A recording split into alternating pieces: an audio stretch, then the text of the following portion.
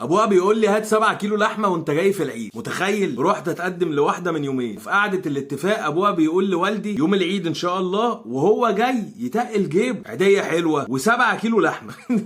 شفتش طلب بس قبل كده في حياتي؟ احنا مش بنشتري راجل، احنا بنشتري لحمه، فاهم؟ لا ومش بس كده، الخطوبه الجاتوه عليك، عايزين من الكبير ده، فاهم؟ اللي هو الجاتوه اللي انت هتجيبوا سواريها بهدلكم، عايز حته كبيره كده. ابوها قال له ماله حاج، ده احنا نشيلها في عينين. يا ابن ابوك ده راجل محترم والله. بعد اللي اتقال انا حسيت ان البنت رخيصه، ورجعنا البيت قلت له يا بابا دول رخصوا بنتهم بفلوس العيديه واللحمه. هو بصراحه ابوها خرب الدنيا، بوظ الدنيا، فقال لي يا ابني انا بكبرك قدامهم، يا ترى مين صح انا ولا ابويا؟ ابوك راجل محترم بصراحه، عشان لو حد تاني غير ابوك كان سمعه كلام مختلف وتصرف مختلف وحاجات مختلفه. ده غير بقى كده هو ابوها اللي صغركم وصغر البت وصغرنا انا شخصيا. يعني شايف انا لو البت كويسه فاقدر بقى ايه، بص انسى كلام ابوها ده خالص ولا كانه ولا حاجه. واهم حاجه اسال عليهم وعلى عيلتهم. قول لي بقى رايك في التعليقات، هو اللي صح ولا ابوه؟ ولو عندك اي سؤال او مشكله عايزنا نناقشها مع بعض ابعت لي على الانستجرام، تلاقي اللينك في البايو. سلام.